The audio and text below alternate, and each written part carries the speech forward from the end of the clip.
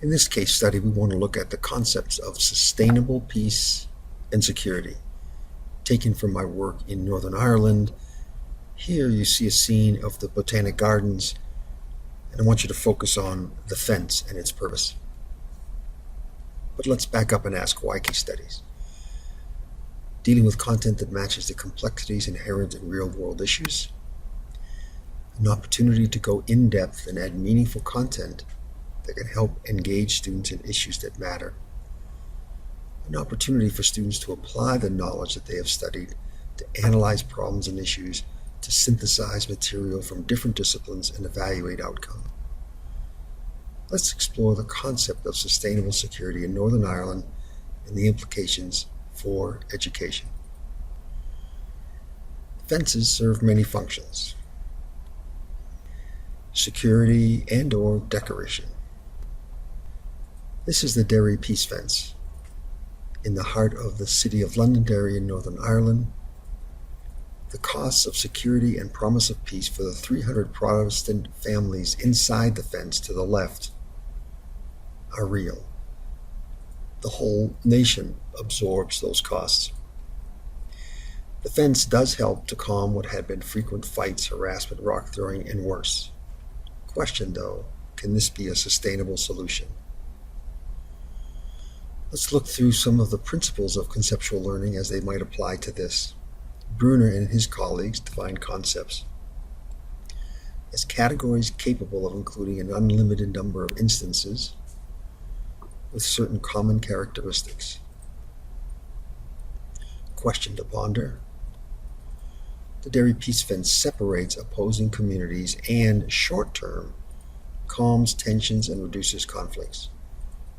Would a solid fence that blocked views out serve the purpose of promoting or ensuring peace between these communities? Or is this not a sustainable solution because it continues to divide a nation? 2. Bruner's colleagues defined concept attainment as the process of identifying attributes that distinguish instances from non-instances in any particular case. We're going after more precision in a definition. Question to ponder.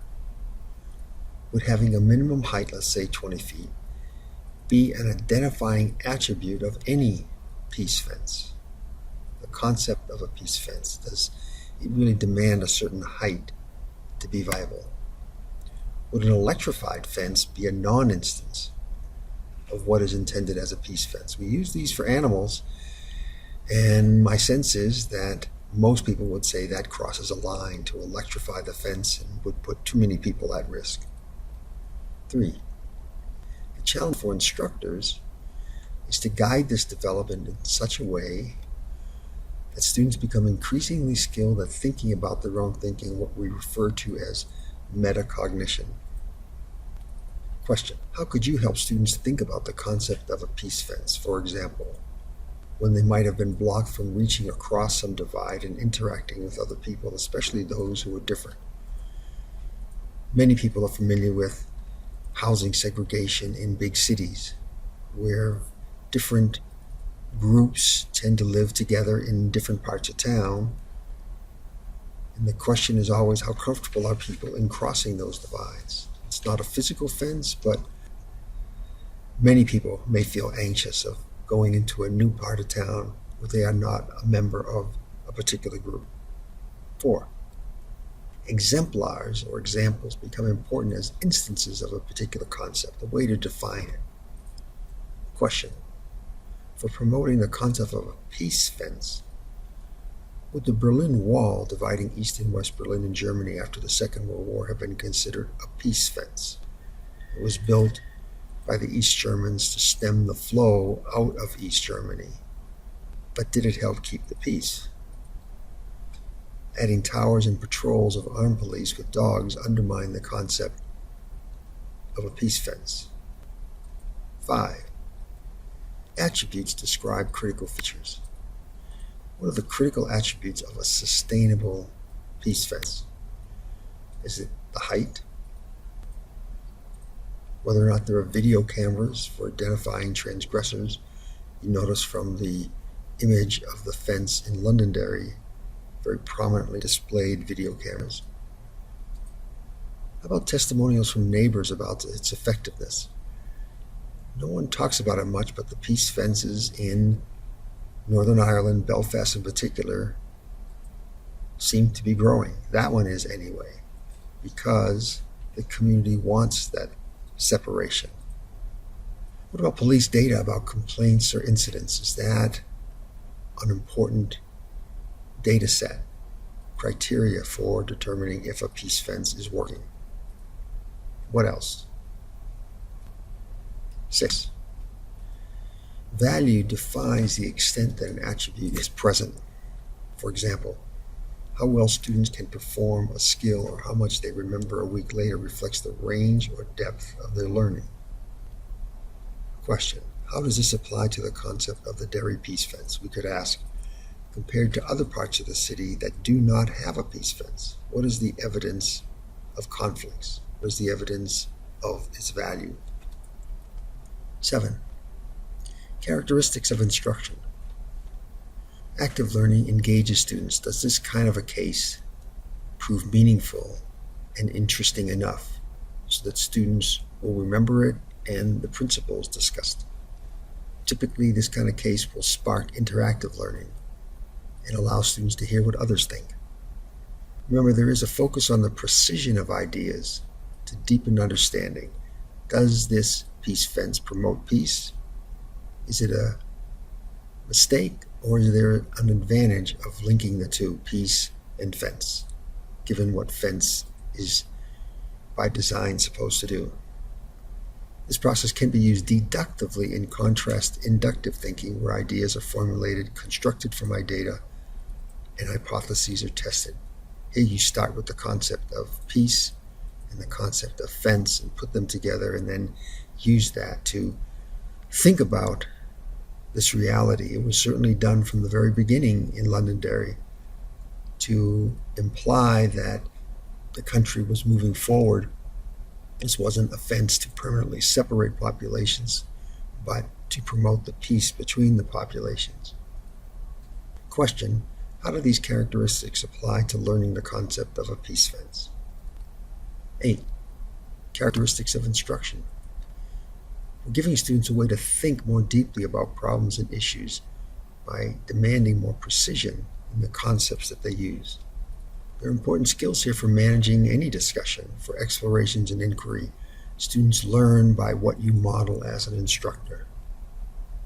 This can be a useful approach for supporting students in all the application requirements in various state standards, for example.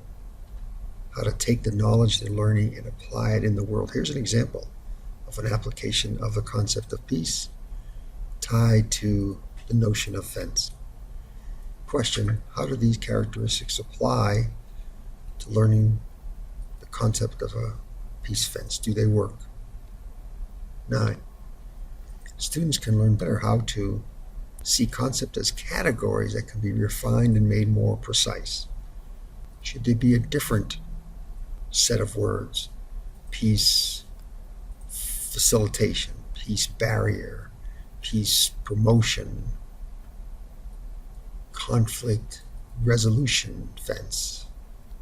These ideas can be used to handle complex thoughts involved, in this case, in a real situation, trying to move out of centuries and generations of violence between groups. Good way to handle complicated concepts. Students end up learning by definition. They can memorize definitions, and by observation. So they can memorize definitions of peace, but here they get to observe one in action and ask questions about its viability. Teachers can learn better how to use debriefing to focus on the processes of learning and thinking, although this is often overlooked. So taking time to have students share ideas about how they thought through the various questions asked about the peace fence in Londonderry. Question: how do these characteristics apply to learning and teaching the concept of a peace fence? Memory. Think about how these points relate to learning the concept of a peace fence. Remember, we're all limited in what we can remember. Typically of new items, it's 5 to 9 items. This notion of a peace fence is so rare in the world that it may take some thought and some time and discussion for students to be able to absorb the ramifications of this concept of a peace fence. It could be organized with related material, looking at fences in other parts of the world and what they're intended to do, whether in the Middle East, or as mentioned, the Berlin Wall, or there's a fence between the US and Mexican border. Meaningfulness, what matters?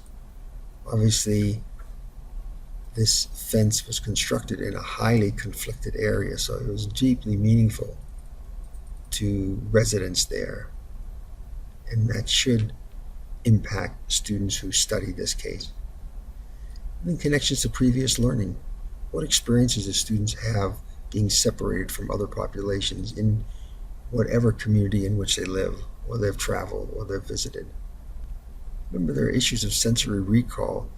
Being on site in Londonderry and taking these pictures was very memorable for me. Interesting to know what experience students have had that are relevant. Interference, and think about how this relates to the concept of a peace fence. What comes before? I had been to the Berlin Wall many years before, so I was somewhat prepared for what I saw in Londonderry. What about students who have no preparation? Does it then become very memorable? Retroactive, coming out of that, it was striking to go into parts of the city, both within the wall and outside the wall, and life was going on in a very normal kind of way. So you had a sense that this, in fact, could be a temporary solution. How does this experience affect recall for presentation? How do people in Northern Ireland react when they've had to move around the fence? Is it important in their own thinking? Typically, if you're making a presentation about this, remember that recall is strongest at the beginning.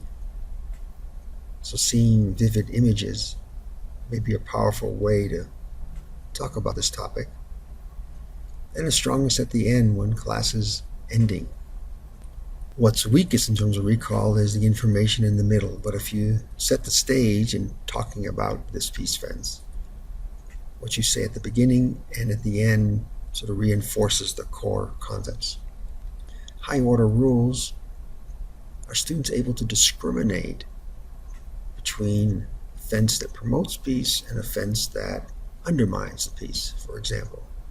Concepts are interrelated, according to Gagne, through rules, which are combined into higher order rules. So for a peace fence, you look at definitions of peace and definitions of fence, and you put them together, and do they promote peace long-term, or is this a short-term solution? What are the rules that govern the viability, the success of this structure? Advanced organizer, think about how this notion applies to learning the concept of a peace fence. We want to teach the hierarchies of knowledge, how these images can reinforce a notion of peace building in Northern Ireland for students. And typically, the recall of concepts will be much stronger than for discrete facts. So spending time defining peace, defining a peace fence, can have long-term benefits for students. Recall is also aided by supporting what is in the introduction or overview as well as in the review summary. So in talking about this notion of a peace fence, sustainable peace and development, reconciliation in Northern Ireland, how you start a lecture, a presentation, how you end it, can leave an audience or a class with the core concepts that hold it all together. So bringing central concepts in become the mental hooks at the very beginning. Then you can attach the details and the facts of the incidents of conflict violence, problems, etc. Reviewing the central concept at the end provides a way for an audience to rethink their assessment of whether or not the structure does amount to a peace fence. We're helping students see relationships between large concepts and ever finer delineations of knowledge. So the concepts of peace and does this fence really fit? Again, all of this becomes important in trying to make sense to an audience or to a class of students, this concept, and is this a viable way forward? So concept mapping is another technique where you look at how concepts interrelate. In this case, how the people of Northern Ireland, both Catholic and Protestant, and the land is divided, and how that helps to promote peace and work together, the economy. Using boxes, circles, and arrows, we can represent relationship among various concepts that comprise security within a context of sustainability, that is, those qualities that support the interconnected health of the environment, society, and the economy. So let's look at the concept of sustainability. Knowing, understanding what impacts the triple bottom line, the interconnected health of the environment, society, and the economy, is central to the concept of sustainability. Question: how does that apply to the concept of a peace fence? How does that impact the environment? It's a strong visual statement about the environment. Society, it's calmer but less interaction between Catholics and Protestants. In the economy, has there been a drag on productive work, or has it calmed life in Londonderry enough where work can continue? Questions to ponder. What principles of conceptual learning would be most important when you are teaching about a complex subject matter in your own area? And what is the value of active, interactive efforts to refine concepts and make them more precise for student learning, in this case about the Derry Peace Fence?